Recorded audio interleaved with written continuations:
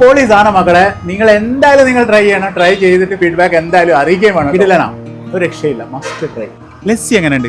അല്ലടാ, ഈ ഒരു സാധനം എന്താ നമ്മൾ അറിയാണ്ടായി പോയത്? പ്രസാദാ, എന്തൊക്കെ സാധനങ്ങൾ അവിടെ ഉള്ളത്? നെയ്യുണ്ട്, വെണ്ണയുണ്ട്, മോര്, സംഭാരം, സർബത്താണോ അത്? സർബത്ത്. അത് നാടൻ ഞങ്ങൾ ഉണ്ടാക്കുന്ന ഒക്കെ നല്ല നാടൻ സാധനം.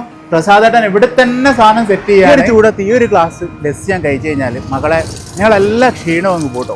സദാ നോർമൽ ലസ്സി, ഫ്ലേവർ ഡിഫറെൻ്റ് ആണ്. നമ്മൾ സാധാ കഴിക്കുന്ന ലസ്സി അല്ല. പാലുമായിട്ട് ബന്ധപ്പെട്ട ഒരുപാട് ഐറ്റങ്ങൾ പുള്ളിൻ്റെ അടുത്തുണ്ട്. അപ്പോൾ അതൊക്കെ ഒന്ന് വാങ്ങിച്ചിട്ട് ഉപയോഗിച്ച് നോക്കും. ഇതുപോലുള്ള മനുഷ്യന്മാരെ ഇതുപോലെ നല്ല സാധനം കൊടുക്കുന്ന ആരും അറിയാം. അങ്ങനെ തന്നെ അതിൻ്റെ ഒരു നിയമം പറഞ്ഞു കഴിഞ്ഞാൽ എന്തെങ്കിലും പ്രാവശ്യം നിങ്ങൾ കുടിച്ചു കഴിഞ്ഞാൽ പിന്നെ നിങ്ങൾ കോഴിക്കോട് നിന്ന് വണ്ടി വിളിച്ച് ഇവിടെ വന്ന് പ്രസാദം ഈ ഒരു ലസ്സി നിങ്ങൾ കുടിക്കും മകളെ, ഉറപ്പായി ഒരു അപ്പീലും അതിൽ. ഇത് വരുന്നത് താമരശ്ശേരി കൊയിലാണ്ട് റൂട്ടിൽ കോരങ്ങാട് കഴിയാണ് കേട്ടോ. ഇനി വയനാട് പോകുന്നവർക്കും ഒരു 1/2 കിലോമീറ്റർ അധികം ഓടിയാൽ ഈ ഒരു പ്രസാദേട്ടൻ്റെ ലസ്സി നിങ്ങൾ കുടിക്കുക മക്കളെ.